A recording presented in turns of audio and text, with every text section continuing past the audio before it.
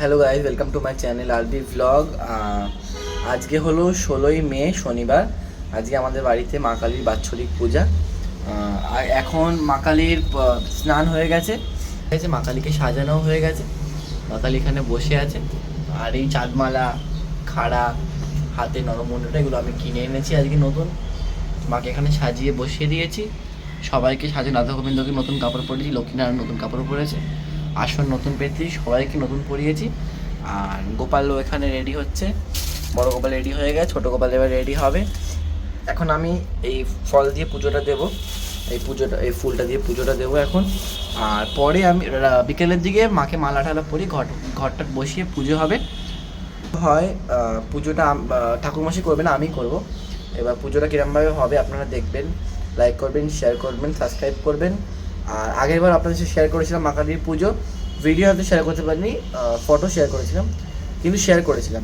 আমার চ্যানেলে গিয়ে আপনারা দেখতে পারেন। আর এখন তো কালকে তো আমি মন্দিরটা পরিষ্কার করেছি পুরোটা, সেটা আপনারা দেখানো হয়নি। এইবারে মন্দির পরিষ্কার করে আমি কালকে ঠাকুরগুলো বসিয়ে দিয়েছিলাম। আজকে শুধু ঠাকুরের ফটোগুলো মুছে টুছে ঠাকুরের নতুন জামা কাপড় পরিয়েছি। আর এখন আমি আপাতত সকালের পুজোটা দিয়ে নিচ্ছি, রাতে যখন কালী পুজো হবে সন্ধ্যেবেলা তখন আপনারা দেখাবো। ততক্ষণ যেন ওয়েট করুন। গাইজ এখন বিকেল হয়ে গেছে, এখন বাজে হলো 55, মানে 4:55 বাজে এখন।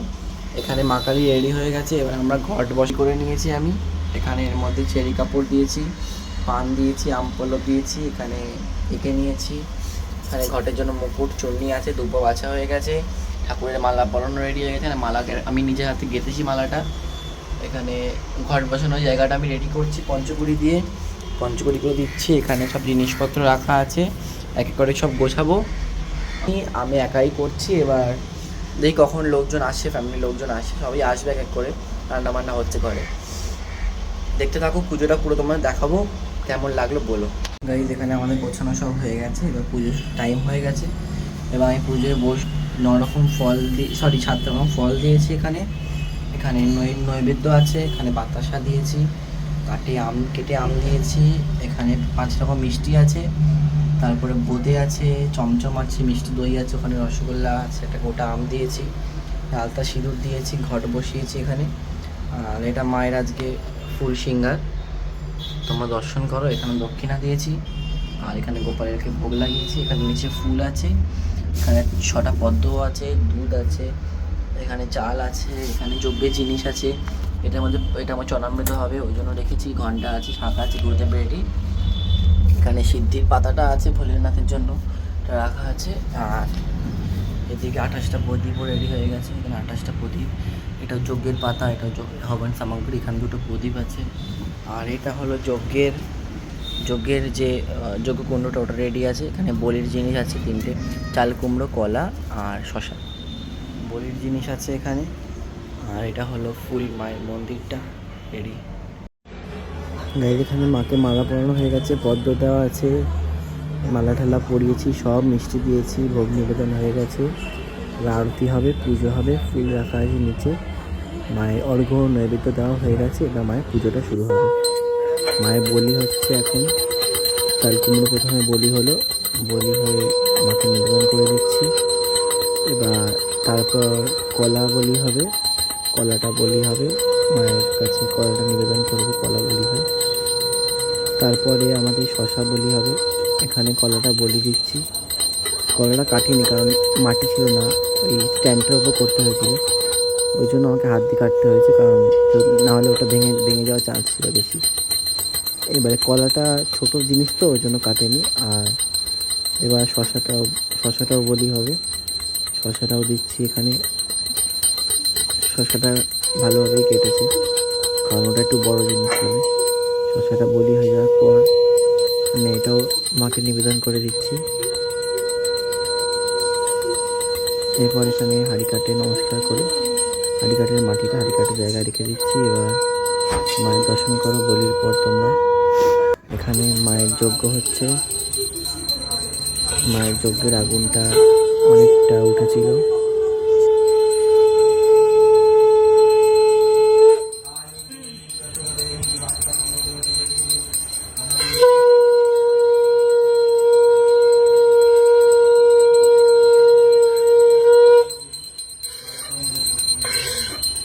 একসাথে এখানে 28টা প্রদীপ জ্বলছে, মায়ের যজ্ঞ হচ্ছে, একটা আলাদা অ্যাম্বিয়েন্স তৈরি হয়েছিল জায়গাটা। বাড়িতে একটা সুন্দর গন্ধ হয়ে গেছিলো। তোমরা যজ্ঞটা দেখো।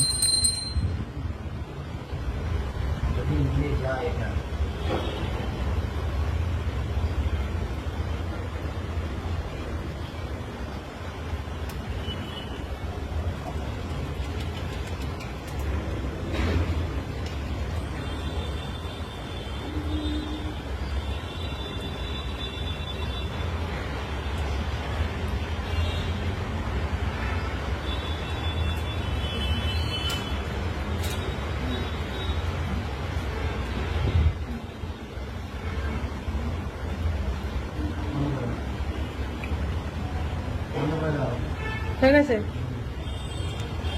কোনটা বন্ধ করবো? কেটে যাবে তবে।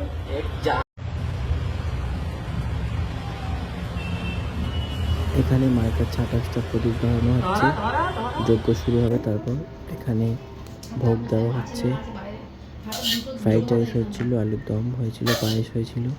ভোগগুলো দেওয়া হচ্ছে এখানে।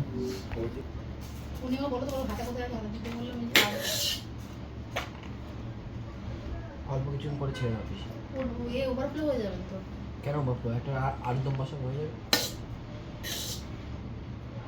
ও ব্যাস আর দিস না, এবার ওর মনে আলু দম দে, তুই নিতে পারবি না, পড়ে যাবে, ওর উপর বাটি বসাতে হবে। একটা থালায় ছটা করে না নিয়ে গেলে তুই দিবি কি করে লোককে? একটা ছটা করে নিয়ে ওটা যায়। কমা, ওটা বেশি হয়ে যাবে। হ্যাঁ, ওর উপর বসিয়ে নিবি, ওটা কম কর। এখন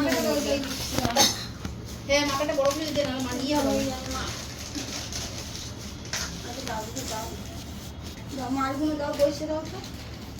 বসে দাও। শুধু এটা না, এই ওটা নোংরা লেগে গেছে পুরো। না তুমি দাও না, কিচ্ছু হবে না। তুই এই না যাবে তরকারিতে, তুই ঢোকা তুই ঢোকা করে আমি পরে দেখছি। এটা দাও। আমি পরে দেখছি, তুই ঢোকা, তুই নিয়ে নে ওটা করে। এবার সবাইকে প্রসাদগুলো আমি দিয়ে আসবো এক এক করে। এটা পূজার পর ছবি, মায়ের কটা টিপস তুলেছিলাম, সেগুলোই তোমার দেখাচ্ছি। মায়ের ফটো আছে এখানে। ভালো, পুজোর পর ভোগ তুলে দেওয়ার পর ছবি কিছু দেখো তোমরা। তারপর মায়ের 28টা প্রদীপের যখন জ্বলছে তখনও ছবি আছে। ভালো লাগলে লাইক, শেয়ার, কমেন্ট, সাবস্ক্রাইব করো। Bye guys.